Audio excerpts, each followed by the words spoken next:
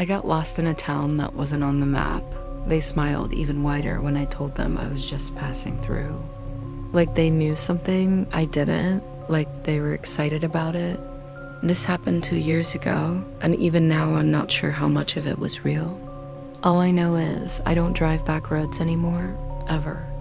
I was moving cross country, taking my time, avoiding interstates, just me, my car, and a long stretch of cracked blacktop through endless pine forests. Somewhere in rural Pennsylvania, maybe West Virginia, I honestly couldn't tell you where I lost cell signal. No big deal, right? I had downloaded maps, I had gas, I was good. Or I thought I was. About an hour before sundown, my car started making this ugly grinding noise. Then the steering stiffened, the dash lit up like Christmas, and I coasted to a stop in the middle of nowhere. No buildings, no signs, just trees and the whisper of wind through branches. I popped the hood, stared at the engine like I knew what I was doing, then gave up and sat on the trunk, waiting for, I don't even know what, a miracle, I guess. After 20 minutes, I saw headlights. A rusted pickup truck pulled up beside me, its engine growling like it hadn't had an oil change since the 90s. The guy who stepped out was thin, mid-50s, with leathery skin and a trucker's cap pulled low. He looked friendly enough until he smiled. His teeth were off. Too many of them, too small and too straight, like they'd been copied and pasted. But I told myself I was imagining things. Car trouble? He asked. Yeah, won't start, no signal. He nodded, then said, there's a town not far from here, real close. I can tow you in. I hesitated. Every nerve in my body was telling me not to. But it was getting dark, the air was cooling fast, and I had no other options. So I said yes. He hooked up my car, and I climbed into the cab of his truck. The inside smelled like old leather and something sour underneath. We drove in silence for what felt like 20 minutes.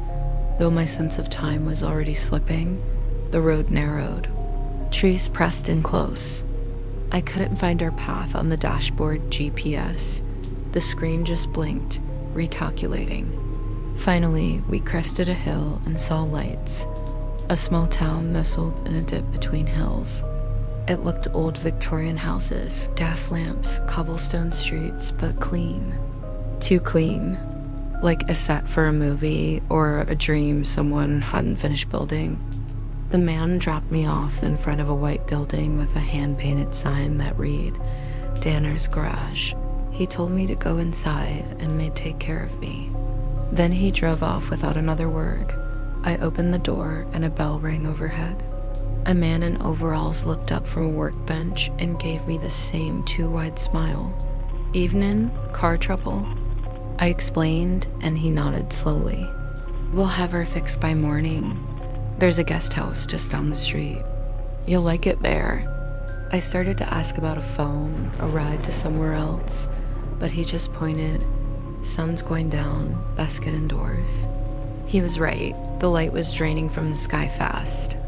I walked down the street toward the guest house, passing a few locals. Every one of them smiled at me the same way. Big, toothy, rehearsed. Like they were trying to act normal and not quite getting it. The guest house was nice. Too nice. It felt staged. There were fresh cookies in a tin, warm despite no one being there when I arrived. The bed was made, the sheets crisp and cold. I found a note on the pillow. We're so glad you made it. Sleep well. Close the curtains. That last line, close the curtains, stuck with me. It felt more like a warning than a courtesy. I peeked out the window. The street was empty, but almost every window I could see across the town had someone standing in it, not moving, just watching. No blinking, no shifting weight. Just silhouettes against the glass. I closed the curtains, locked the door, bolted it, moved a dresser in front of it for good measure.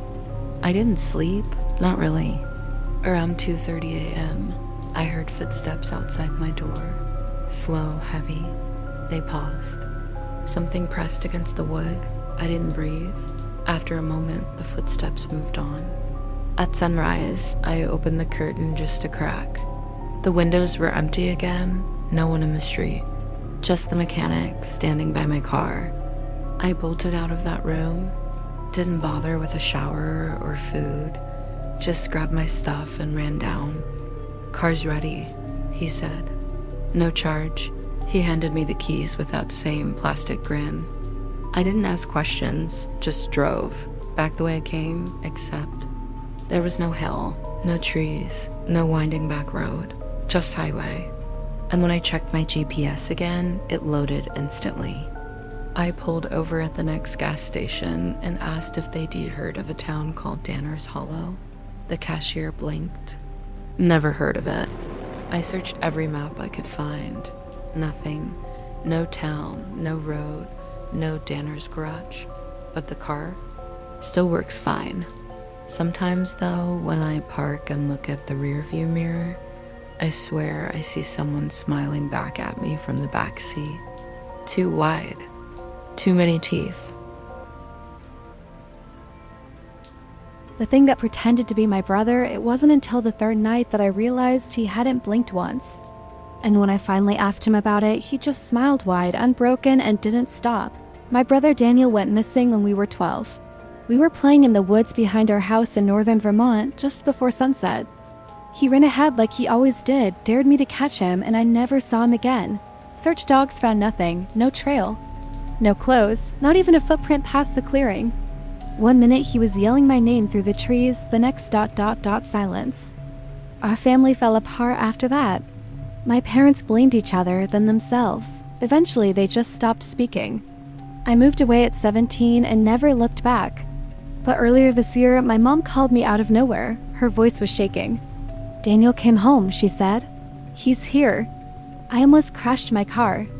I didn't believe it. I told her it was impossible. She just kept repeating the same thing. "He's back." So I took a weekend off and drove up to the house I swore I'd never visit again. The place hadn't changed. The same creaky porch, the same rust-stained mailbox. But when the front door opened and I saw him standing there, I felt the air leave my lungs. It was him. Exactly the same. Same messy brown hair, same dimple in his chin. Same eyes green, just like Dad's. But that was the first thing that chilled me. He looked exactly the same, not like a grown-up version. He still looked 12, a little taller maybe, but no acne scars. No age lines, no change in voice. I asked Mom if he'd been found, if he remembered anything. She didn't answer. Just gave me a tight hug and said she was glad I was home. That first night, Daniel was ... normal, sort of. We had dinner mac and cheese, his favorite. He ate like it was his first real meal in years. He talked about the woods, the games we used to play, the treehouse Dad built. Everything he said was right, like he'd lived it. But he never mentioned where he'd been. Not once. When I finally asked, he just said, "You'll understand soon." Then he smiled and didn't stop. Not for seconds, minutes. At first I thought he was joking, trying to be creepy. I laughed, said, "All right, cut it out," but the smile stayed. His lips never moved, but the corners stretched. Too far, his eyes didn't blink, not once. Eventually he stood up and walked away. Still smiling. I barely slept. The next morning I checked the attic, the basement, the woodshed. I don't know what I expected, maybe a costume, a disguise, a body, but there was nothing. Mom acted like everything was fine. She smiled more now too, not quite as wide, but it didn't reach her eyes. I told her I wanted to take Daniel to a doctor or the police. She got angry. Flat cold. "He's home," she said. "That's all that matters." That night, I woke up to the sound of scratching. Soft, steady, rhythmic. It was coming from the other side of my bedroom door. I froze. The doorknob didn't turn, but the scratching never stopped. Just slow, deliberate scrapes, like nails or claws. I waited, heart pounding, for it to end. Then I heard him whisper, "You should have stayed gone." I left the next morning, said I had work. Mom just nodded. Didn't hug me goodbye. Daniel stood in the hallway, watching, still smiling. As I opened the front door, he called out, "You'll see. I'll come find you when it's your turn." I've been home for 6 days now. Last night, my front door was unlocked when I woke up. I always lock it. The night before that, my bathroom mirror had handprints on it, small ones, child-sized, from the inside. But what really scares me, I checked the photos Mom texted me after I left. A family picture me, her and Daniel on the porch. Only 2 people show up in the reflection behind us, me and Mom, whatever that thing is. It's not my brother.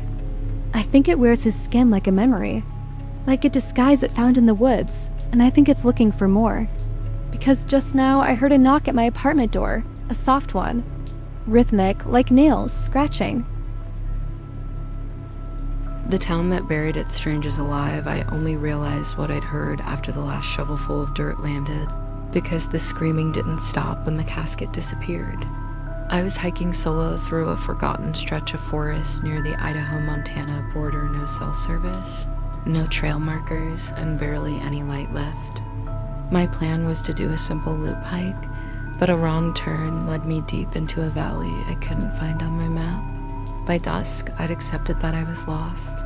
That's when I saw the town. It was nestled in a fold of the land, barely visible through the thinning pines. Wooden houses, narrow dirt roads, oil lanterns glowing dimly in windows. It looked old, like turn-of-the-century old but lived in. Smoke curled from a few chimneys. I should have been relieved. Instead, the second I stepped onto the main road, I felt like I'd walked into a place I wasn't supposed to see. There were people. I saw them. They stood on porches, behind curtains, leaning on canes or cradling mugs in their hands, but none of them waved. None smiled. No one spoke. I greeted an older man walking a shaggy dog. He looked straight at me and kept walking, like I wasn't there. A woman with braided gray hair crossed the street to avoid me, though I hadn't moved. It was eerie, not hostile, exactly just cold. Like I'd entered a town that had decided the outside world no longer existed. I knocked on the door of what looked like a bed and breakfast. No answer. A general store? Locked. Eventually, I sat on the edge of a well in the center of town, unsure if I should hike back up the ridge in the dark or wait for morning. That's when I noticed something even stranger. There were no cars, no power lines, no cell towers, not even a satellite dish, just candles and kerosene. And then the bells started. It was close to midnight when I heard them, deep metallic tolls echoing across the valley, slow and deliberate. Church bells. The town came alive. Doors creaked open. People emerged, dressed in black. They didn't speak, but they moved in unison toward a chapel at the edge of town. I followed at a distance, curiosity overriding fear. The chapel was small and old, its wood gray with age, its windows dark.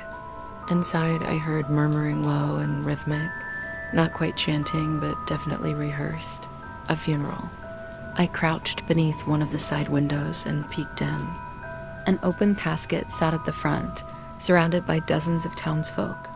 The preacher, or someone like one, spoke in an accent I couldn't place, something old and southern, maybe Appalachian.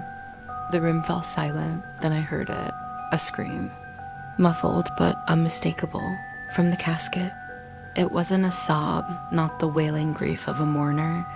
It was the panicked, suffocating scream of someone trying to get out. I couldn't move. I couldn't breathe. Inside, no one reacted. The preacher lifted his hand, and 2 men stepped forward and nailed the casket shut. The hammering masked the second scream. The third, the fourth. I stumbled back from the window and nearly ran, but the sound of shovels stopped me. They were already digging. I crept behind headstones, heart pounding, watching as the crowd carried the nailed casket to a fresh grave. A thin man with shaking hands scattered salt in a circle around the hole. The preacher whispered something I couldn't hear. They lowered the casket in, and the screaming started again, clearer this time, ragged with exhaustion and terror. Help me. Please, I'm alive. No one flinched. They started burying him. The dirt landed with wet thuds, each one dulling the sound a little more. The last thing I heard before it all went quiet was, "I didn't do it." I swear.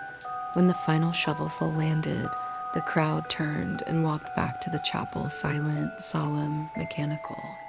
I stayed hidden until they were gone. Then I ran. It took me hours to climb back up the ridge. My flashlight was dying, and I nearly fell more than once, but I didn't care. I needed to get away. I found the road by dawn. Got to a ranger station by noon. When I told them what I'd seen, they exchanged glances and said there used to be a settlement down there, a mining town called Asheville, abandoned a century ago after a landslide wiped out most of it. No one's lived down there since 1903, one ranger said. You must have gotten turned around. I didn't argue. I just asked to be driven back to town. Later that week, I went to the local library and found an old newspaper archive. Asheville, July 1903. There was a story on the last page. Local man accused of witchcraft buried alive after midnight trial. It included a blurry photo of a chapel in a town square.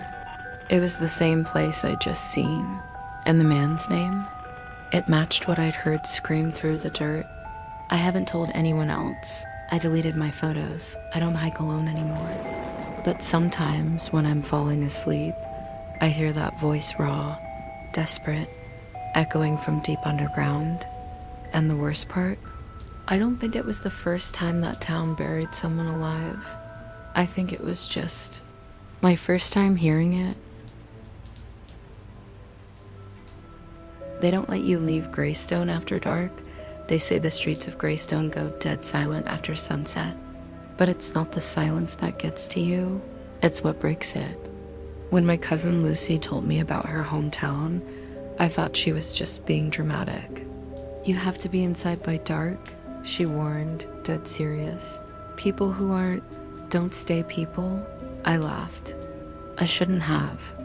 I was just visiting for the weekend. A quiet break from the city. Greystone was barely a dot on the map. Old houses. One diner, a hardware store, and a single road cutting through it like a scar. No cell reception, barely any Wi-Fi, and locals who watched you like you were already a ghost. Lucy's house sat at the end of a cracked cul-de-sac, backed up against thick woods that looked like they hadn't been touched in decades. Every window had steel bars on the inside, thick deadbolts on the doors, even a sliding bolt on the attic hatch. I thought it was overkill until my last day. I was supposed to leave on the 5:10 bus, but Greystone's only gas station closed early without warning, and the driver just didn't show up. The next bus wasn't until morning. Lucy was already at work, so I figured I'd walk back to her place, maybe 30 minutes on foot. By the time I passed the rested "Welcome to Greystone" sign again, the sun was starting to drop. The houses I passed were already sealed up tight, curtains drawn, porches dark, not a single sound. It felt like the town was holding its breath. I was about 3 blocks from Lucy's when I heard the first sound, a dry scraping, like claws on pavement. Far off at first, then closer. I stopped walking, turned, nothing there. The sun dipped below the trees, and every porch light in the neighborhood clicked off. All at once, I picked up my pace, fast walking, not running, not yet. Then I heard it again, dash KKRRT dot dot SKKRRT dot dot skirt. Definitely closer now. Too fast to be a raccoon, too heavy for a dog. But when I turned again, I still saw nothing, no cars, no people. Just street after empty street. Then came the whisper, right behind me. A voice low and crackling like broken radio. "You don't belong here." I ran. Lucy's street came into view, but something was wrong. The shadows, they weren't right. They moved, flickering like firelight, but there was no fire. Shapes stretched along the ground, longer than they should have been. Wrong. I sprinted down the street, legs burning, lungs aching. I didn't look back. I couldn't. But I heard them, more footsteps. Not shoes, bare feet, slapping the pavement in perfect sync with mine. Too many. Too close. I reached Lucy's door, pounded on it, screamed her name. No answer. The footsteps stopped. I turned around and saw them. At first, they looked like people. Naked, gray-skinned, eyes black and gleaming like beetles, but they didn't breathe, didn't blink. They just smiled. Then the one in front tilted its head, mouth stretching too wide. Too late. I turned the doorknob, ready to throw my shoulder into it, but it opened. Lucy yanked me inside, slammed it shut, and shoved a bolt into place the size of my forearm.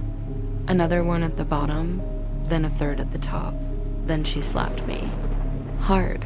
I told you, she whispered, shaking. You don't go outside after dark. We sat in the dark for hours. She didn't turn on a light. Not even a candle. She said they see light. They remember it. I asked what they were. She wouldn't answer, just stared at the door. At one point, around 2 a.m., something scraped across the siding. Long, deliberate drags fingernails on wood, then laughter. High, wet, breathless. They stayed until just before dawn. I peeked through the curtain at sunrise. The street was empty. No footprints, no claw marks, no sign they'd ever been there. But the front door had 4 deep gouges in it, right next to the handle, like something had been testing it. I caught the morning bus without saying goodbye.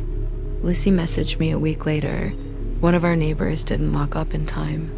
We're short another porch light now. I haven't been back. But sometimes, late at night, I hear that same scraping sound outside my apartment window.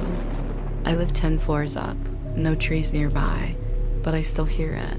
S-K-K-R-R-T, skirt. Skirt, like something followed me home, like it's waiting.